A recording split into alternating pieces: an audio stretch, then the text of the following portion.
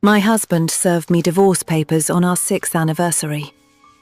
The chicken, his mother's recipe, was still warm on the table. He called me support staff. He doesn't know I closed every deal, built every relationship that made his name worth saying. The network he thinks he owns doesn't return his calls without me. 8 months he'd been erasing me. Transferred the penthouse, moved the money offshore, took my name off everything. By the time I saw that envelope, I was already a ghost. $250,000. That's what 6 years got me. $41,000 a year, and 72 hours to disappear. He thought I'd sign. He thought I was small. I let him think that.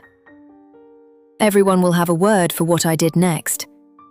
Justice, revenge, self-defense. Don't pick yours yet. Not until you've heard what it cost. Let me take you back. 30 minutes before that envelope. I was in our kitchen, marble counters I'd picked myself, a fridge that cost more than my parents' dry cleaning shop brought in during a good month, seasoning a chicken. Cade's mother's recipe. Rosemary, garlic, lemon. A pinch of salt she said you had to feel with your fingers because she never wrote it down. She taught it to me our first year. Cade never learned it, never asked to. 6 years. Every anniversary, I made that chicken. Same ivory candles on the table, same linen. And every year I'd find a gift that proved I was still paying attention, even after he'd stopped paying attention to me.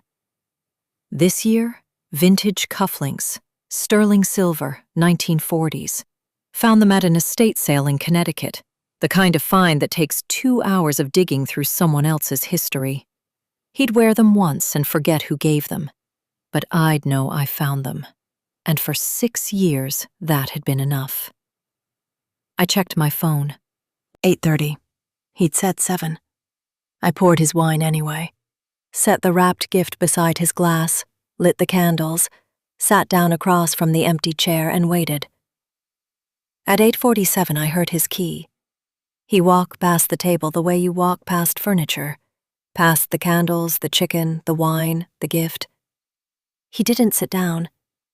He set a manila envelope between the candles, right where his plate should have been.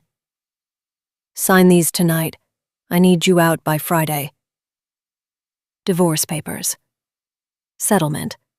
$250,000. The Portland condo we'd never once slept in. The 2019 Honda, our car on paper, mine in practice because Cade hadn't driven himself anywhere since the company cleared 8 figures.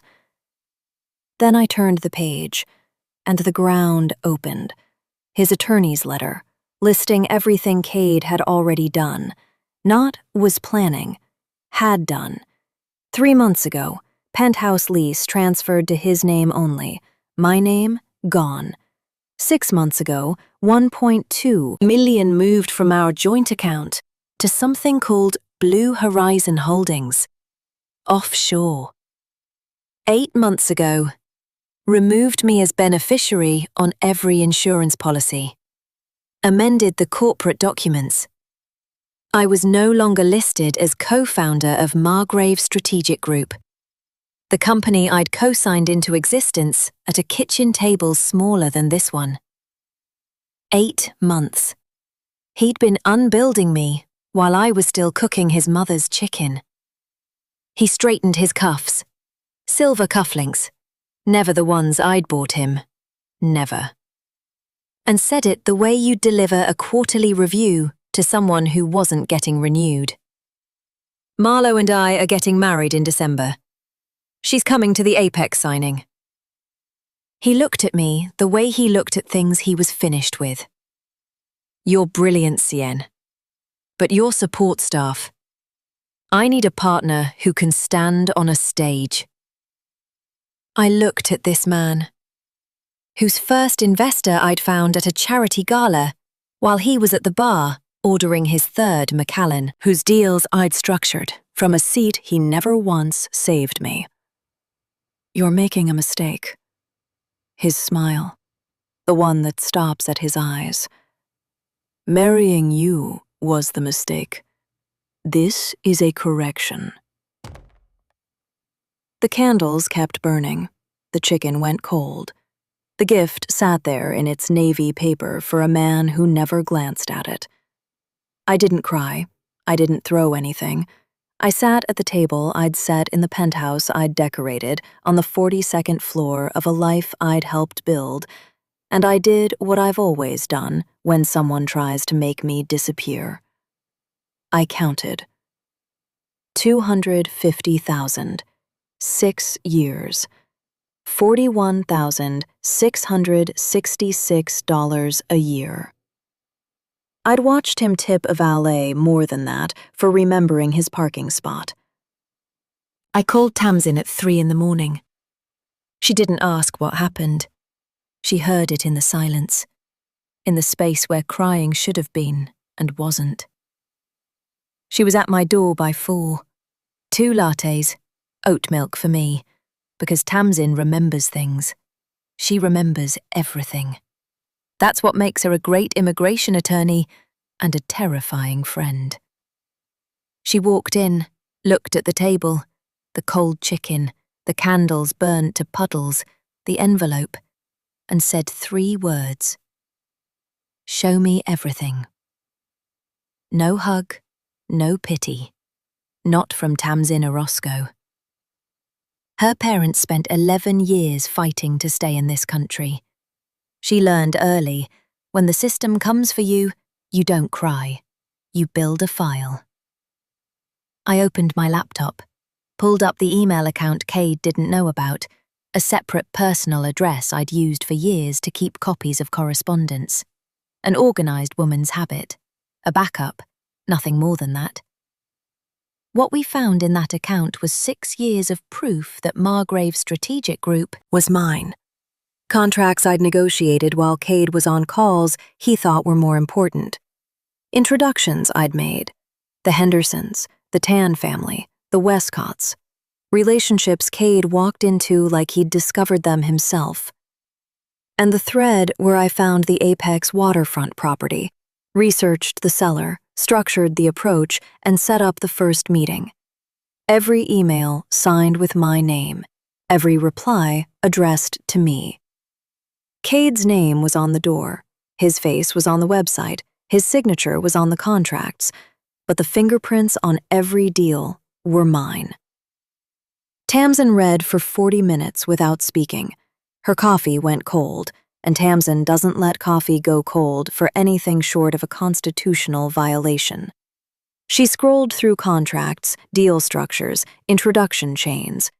Then she stopped, looked at me in the blue light of 4 in the morning, her grandmother's gold hoops catching the glow from the screen.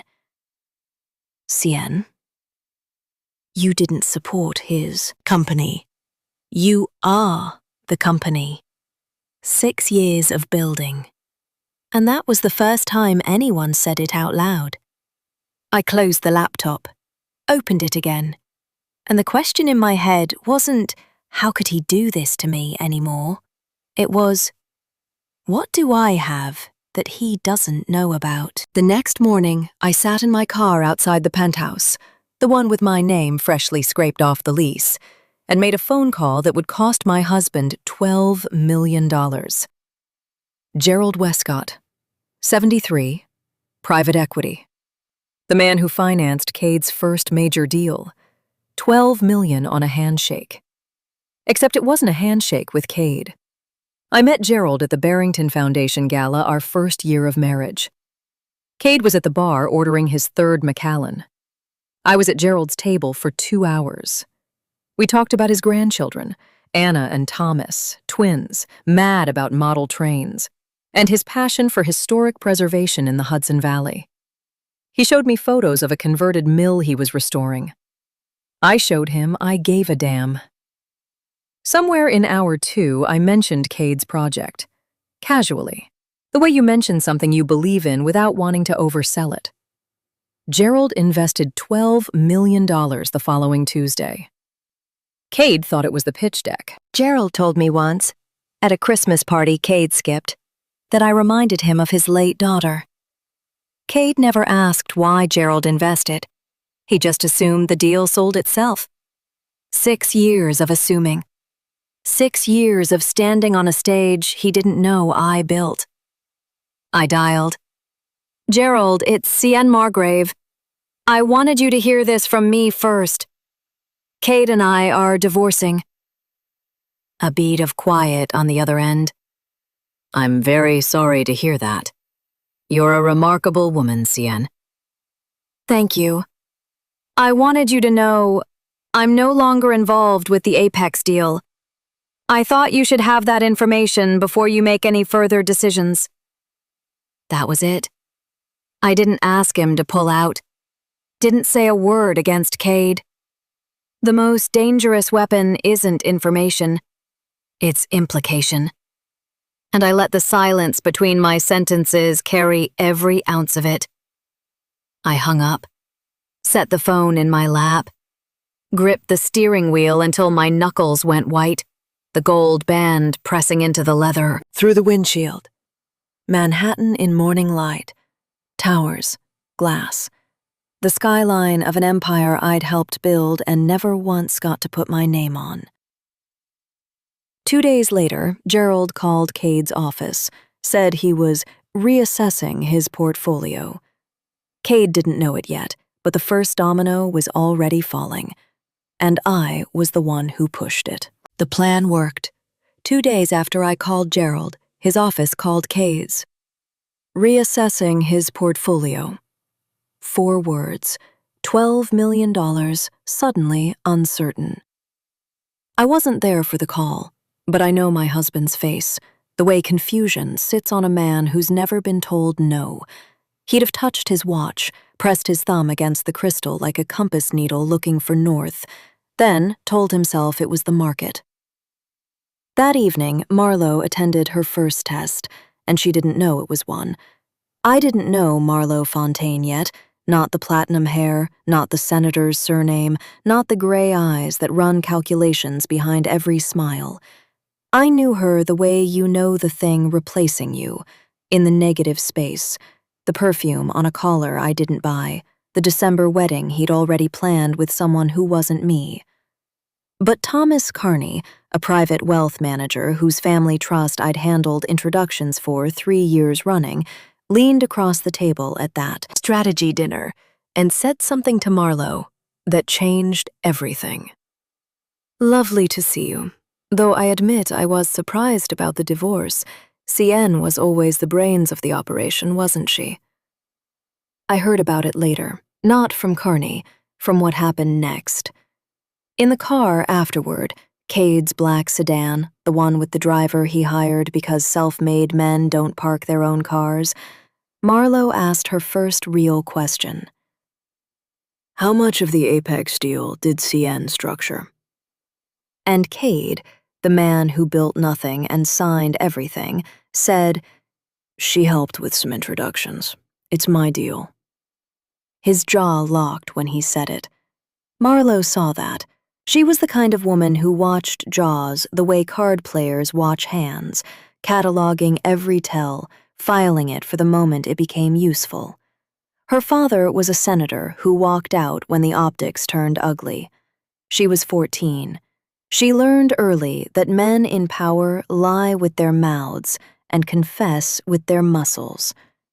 She didn't believe him, and Marlowe Fontaine didn't waste disbelief on men she planned to rescue. She started recalculating, not whether Cade loved her, she'd never confused what they had with love, whether the ship she'd boarded was still headed somewhere worth going. The ripples from my phone call were spreading, past Westcott, past Cade, into rooms I hadn't planned for, reaching a woman I hadn't accounted for. I sat in the penthouse that Thursday night, unsigned papers still on the counter, cold coffee in a mug Tamsin had washed that morning, and felt something I didn't want to name. The plan was working. That should have been enough. It wasn't. That night, late, alone, the city silent 42 floors below. I sat at the kitchen counter with my laptop and did what I'd been doing for months, scrolling the archive, planning the next call, the next domino. And I stopped on an email I'd almost forgotten, dated 8 months before the divorce papers. Subject line, Apex Preliminary, contact list. I'd forwarded it to my personal account at 2:47 in the morning, the night Cade came home wearing a cologne I'd never bought him and walked past me like I was a coat rack with opinions. I remember standing in the hallway, t-shirt, bare feet on the hardwood I'd picked out, listening to the shower run and knowing, not wondering, not suspecting, knowing. And I didn't confront him, didn't ask where he'd been, didn't fight for us. I opened my laptop and started saving emails. I need you to hear this the way I hear it now, not as strategy, as survival. When you grow up watching your parents lose everything because they trusted the wrong system, because they shook hands and believed the handshake meant something, you learn. The only record that matters is the one you keep yourself. So I kept records, contracts, introductions, deal memos, financial summaries, every piece of proof that I built what Cade would later call his. 8 months. I watched my marriage bleed out for 8 months. And instead of pressing on the wound, I collected the blood for evidence. I didn't fight for us. I fought for evidence. Was it self-defense? Was it the smart play from a woman who'd learned that invisible people only survive if they document everything? Or was I already gone, out the door before he ever handed me that envelope? Did I let it die because a dead marriage gave me more leverage than a broken one? I don't know. That's the part that should worry you. Not what I did, but that I still can't tell you if it was survival or prosecution. The email glowed on the screen. 8 months of preparation staring back at me. The first file I saved on purpose. The night I stopped being a wife and started becoming whatever I am now. I closed the laptop, opened it again, because understanding where I came from didn't change where I was going. And the next name on my list wasn't going to call itself. Friday morning, day 3. 36 hours left on Cade's deadline, and Tamsin knew a forensic accountant, federal, the kind who reads bank statements the way musicians read sheet music, hearing patterns no one else can hear. His name doesn't matter. What matters is Tamsin helped his sister win asylum 2 years ago, pro bono, 7 months of filings, because that's who Tamsin Orozco is. She fights for people. They remember. We met at Tamsin's apartment, 3rd floor, Park Slope, no elevator, books on every surface and a radiator that argues with the weather. The safest place I knew. He went through the offshore records first. The $1.2 million routed to Blue Horizon Holdings, Cayman Islands, standard shelter, predictable. Then he stopped, pulled the Apex financing documents toward him, ran his finger down a column of valuations and looked up. These don't match. Cade had inflated the asset values on the Apex waterfront properties to secure investor financing. Every building in the portfolio assessed higher than market, not a rounding error, a pattern. Right now, it's aggressive accounting, the accountant said. Gray area. But if this deal closes and the investors are harmed by these numbers, securities fraud. Tamsin finished it. Federal. The kitchen went quiet. The radiator ticked. Tamsin held her coffee mug with both hands, palms flat, grounding herself the way she always does before she says something she means. I looked at the numbers instead of looking at her. If I report this now, the deal collapses. He loses everything. I turned a page over, and every headline calls me a vindictive ex-wife. No one believes the invisible woman. So what do? I said it before I'd fully decided to say it. The words came out in a voice I didn't entirely recognize. I let him close the deal. Then I report it. Once the money moves, it's a federal crime. Tamsin's hands went still. Her coffee stopped moving. She stared at me across that kitchen table, stacked with immigration law books and dirty mugs, and the evidence that my husband was a fraud. And I watched her see something in my face she'd never seen before. She didn't say a word. Her silence filled that apartment the way cold fills a room when someone opens a window in January. I should have heard the warning in it. Richard Leary, family friend of Marlowe's father, the senator who abandoned his family when his image needed surgery. Leary was the linchpin. If his money left the Apex deal, the financing collapsed completely. I didn't find Leary's weakness myself. I hired someone, a private investigator. $3,000 and 48 hours later, I had a folder. Different from the one Cade put on my anniversary table, but it carried the same weight in my hands, containing photographs of Richard Leary and his assistant at a hotel in Stamford, Connecticut. Not illegal, just the kind of truth that detonates a family when it surfaces. Tamsin found out the way Tamsin finds out everything, because she pays attention. She was at my kitchen counter Friday afternoon, on the stool she'd claimed as hers since our second year of friendship, when she saw the PI's invoice on my laptop screen.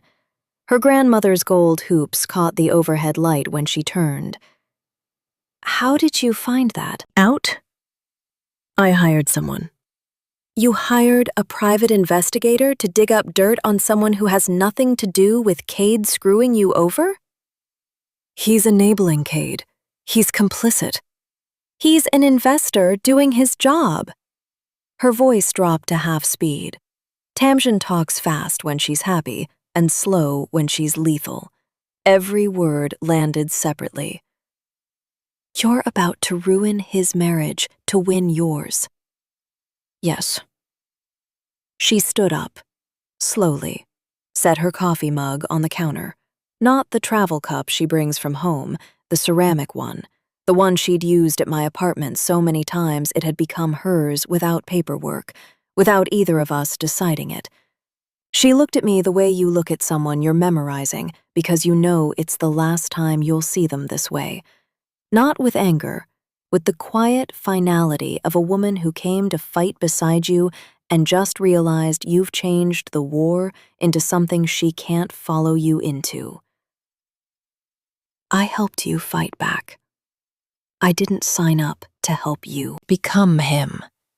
Not slammed, closed with the deliberate care of someone who isn't coming back.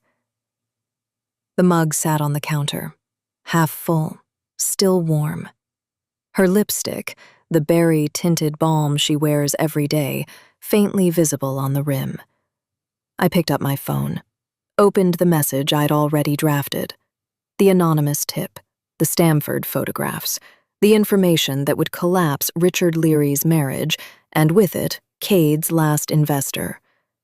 Tamsin's footsteps were still audible in the hallway, getting fainter. 3rd floor, 2nd floor.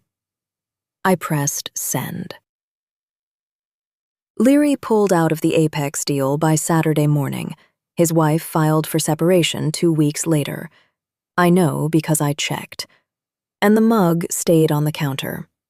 I couldn't wash it, couldn't throw it out, couldn't look at it without hearing her voice at half speed, landing every word like she was laying bricks in a wall between us.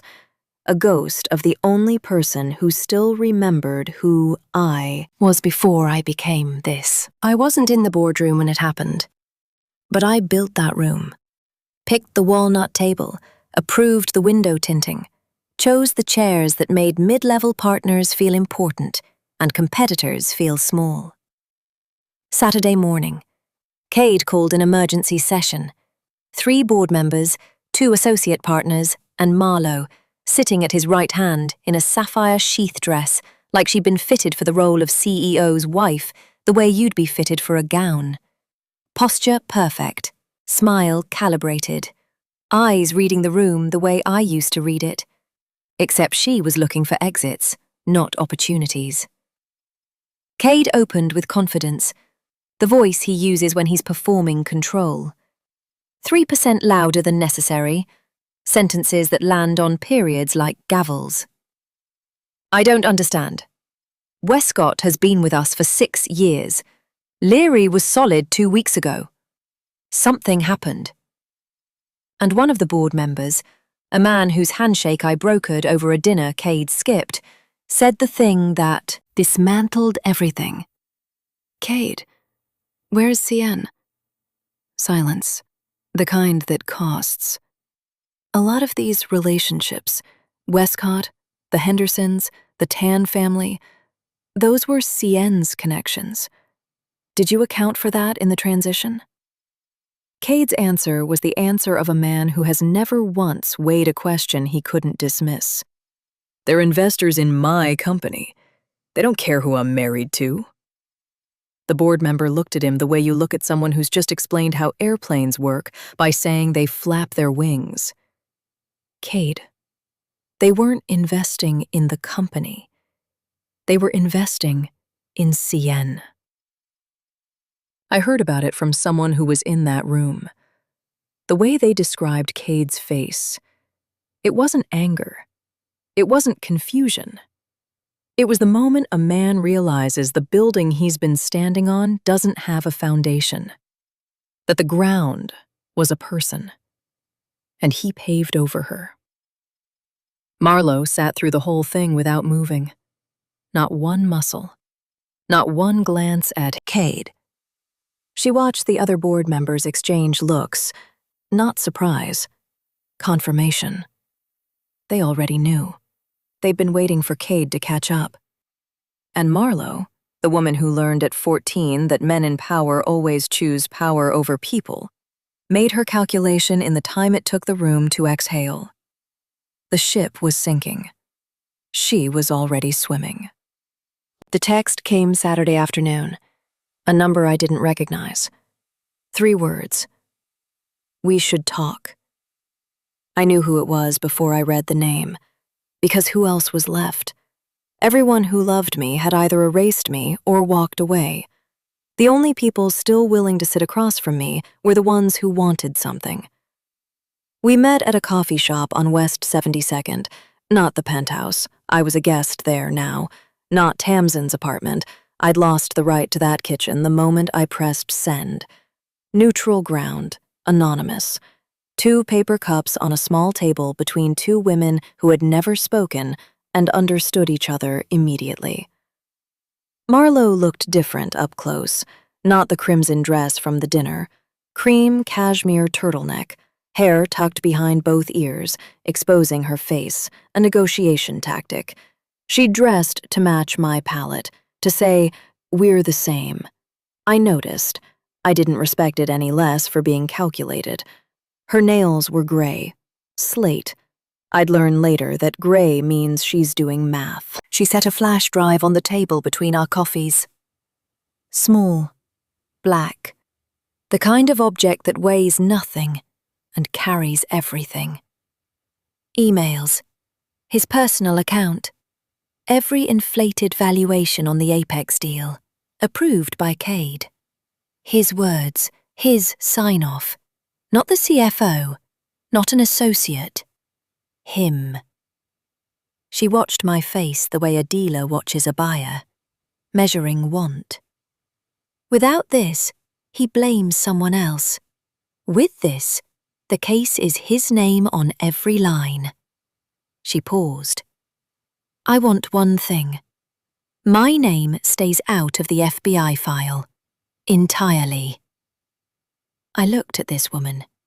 Marlowe Fontaine, the senator's daughter who learned at 14 that men leave and power stays. The woman sleeping in my bed, wearing a ring my husband bought with money from deals I closed. Sitting across from me at a table that cost $8 to sit at, offering me the weapon that would end him. Not because she cared about me, but because she'd already decided he wasn't worth saving. "I don't like you," she said. No warmth, no performance. But I respect competence. He never saw you. That was his mistake, not mine. I took the flash drive, because she was useful, because the evidence was worth more than the insult, because the arithmetic worked. Tamsin would have said something about this moment, something about collecting scalps, something about becoming the thing you said you were fighting. But Tamsin wasn't here, and I already knew whose fault that was. "Deal," I said. Marlowe's chin dipped once. She stood, tucked her platinum hair behind her left ear, a punctuation mark, not a gesture, turned on her heel and walked out without looking back, the way a door closes when it's finished. 2 cups of coffee on a small table, 1 alliance, 0 friendship, and a flash drive that would send my husband to federal prison. I put it in my jacket pocket, finished my coffee, and moved to the next name on the list. His. He called Saturday evening. First time since the anniversary dinner. The baritone was gone, the one he uses on conference calls, the one that makes grown men agree to terms they haven't read. What replaced it was thinner, older, the voice of a man whose numbers had stopped adding up. "We need to talk." We met at a hotel bar on East 63rd. Not the penthouse, not his office. Neutral ground. The kind of place where leather booths absorb confessions and bartenders forget faces for tips. Amber lighting, low jazz from a corner speaker, piano and bass barely there. The bartender polishing glasses at the far end like he'd been cast for the part. Cade looked like an expensive suit that had slept in a chair. Navy wool, rumpled. No tie. The first time I'd seen his collar open in public. Sleeves rolled to mid-forearm. His Patek Philippe still on his wrist. He touched the crystal twice before I sat down. He ordered Macallan. Neat. I ordered water. He stared at his glass. I stared at him. "The Apex deal is falling apart." I heard. "Did you do this?" "I didn't have to.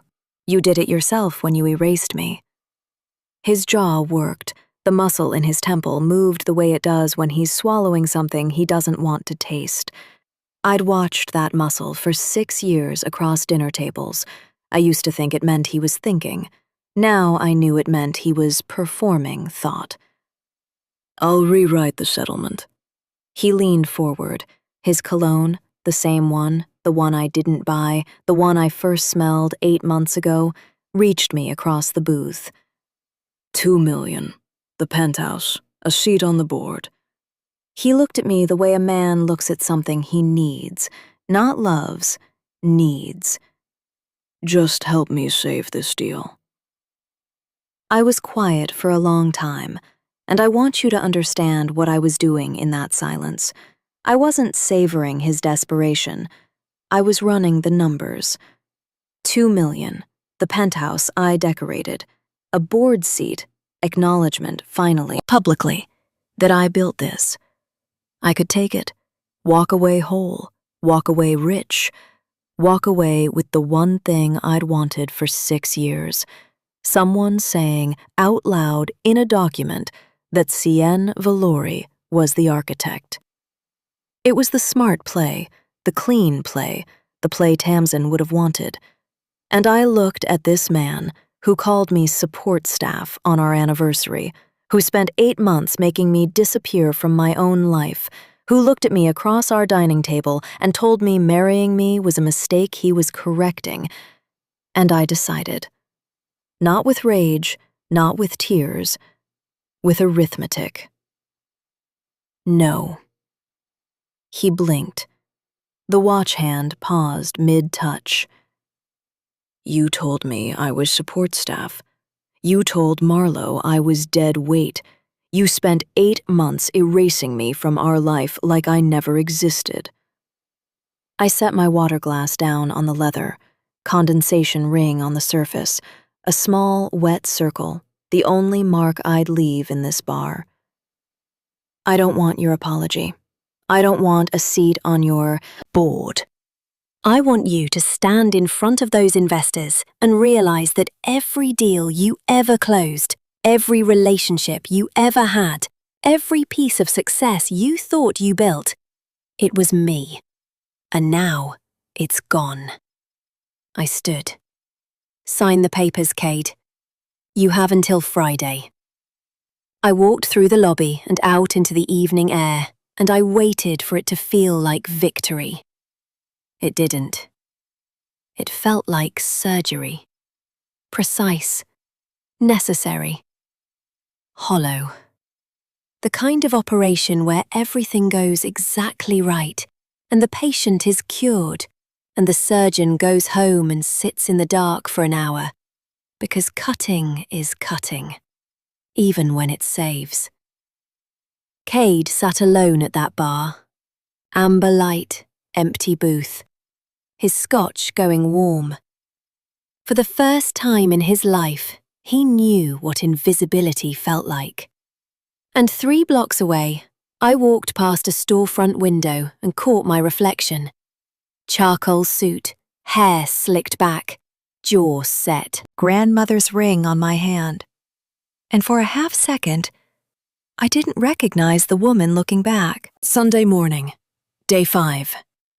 The deadline he gave me. I sat at the counter in the penthouse.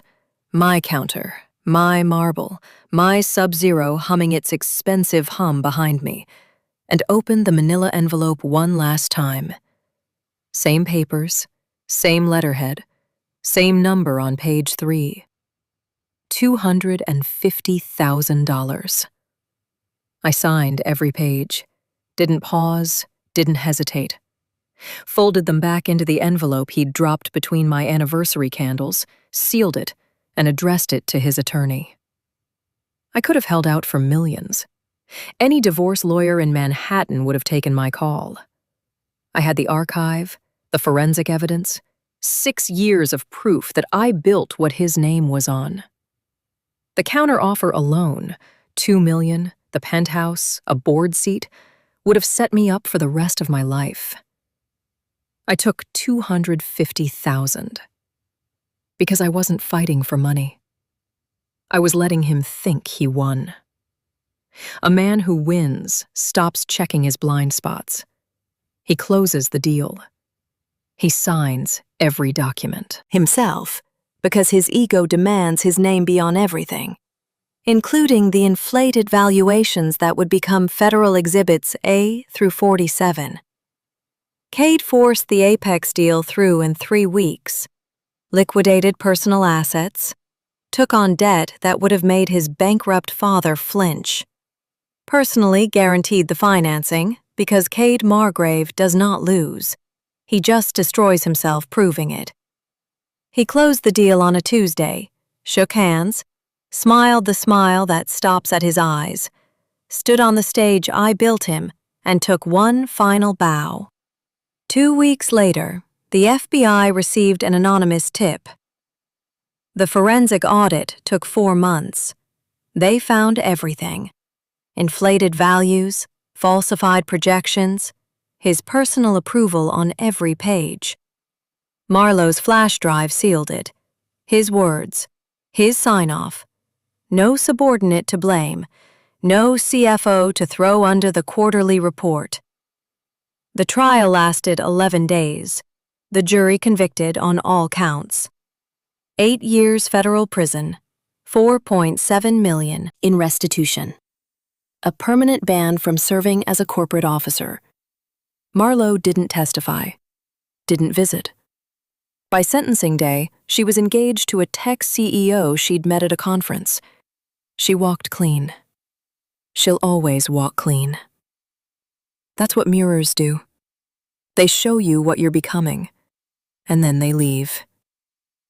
And I sat in a different apartment, not the penthouse, not anywhere near it, and turned on the news. 6 months later.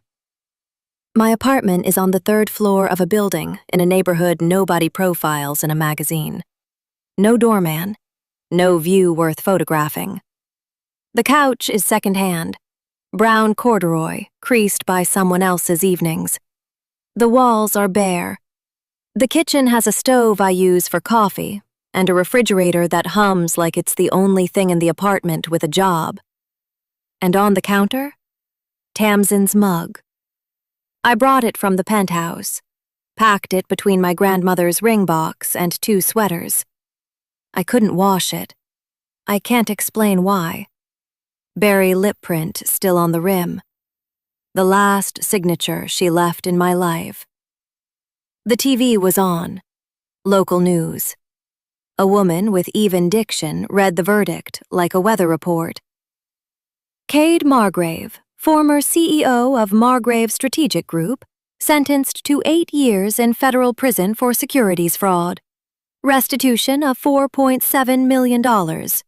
Permanent ban from serving as a corporate officer. They showed him in a corridor. No Patek Philippe. No bespoke anything. Just a man with silver temples walking in a suit that someone else picked out, toward a door that locks from the outside. I watched him disappear. I watched for it to feel like victory. It didn't. Tamsin called once, 2 months ago. I didn't pick up. She left a voicemail.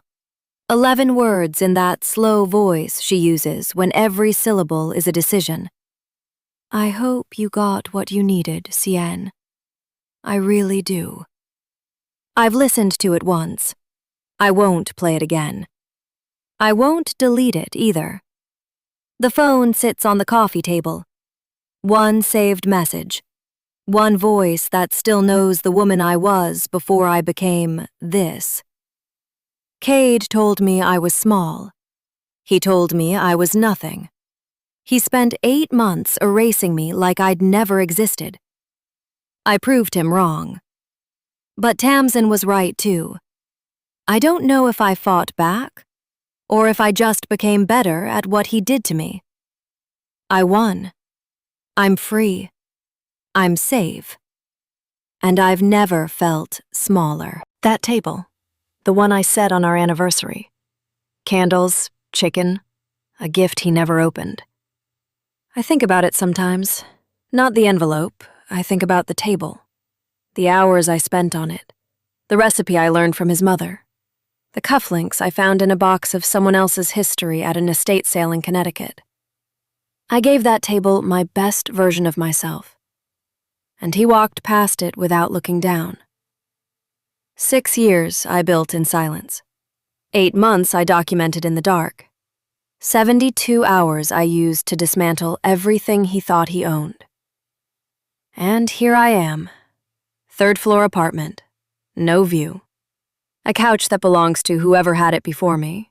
A mug on the counter that belongs to someone who won't come back for it. A voicemail I won't delete and won't play again. I wanted to be seen. I wanted one person, just one, to look at everything I built and say my name. Tamsin did. She was the first. And I burned that bridge to build a weapon. The investors know now. The court knows. The newspapers ran the story for a week. Cien Valori, architect, strategist, the woman behind the man, visible at last. And the only person whose seeing ever mattered to me is the one I can't call. Was I right? Was it worth it? Was it justice or revenge or self-defense or something I haven't found a word for yet? I don't know. I'm not sure I'll ever know. But if you're sitting there right now, deciding what to call what I did, I want you to understand one thing. I didn't become this in 72 hours. I became this over 6 years of being invisible in rooms I furnished, at tables I set, in a company I built with my hands, while someone else signed his name. And I still don't know if what I did was the cost of fighting back, or the proof that I lost. This is American Billionaire Tales, where fortune meets fate. The war is over. The mug is still on the counter. Now you've heard what it cost. If you've got a word for what I did, I want to hear it. Drop it below.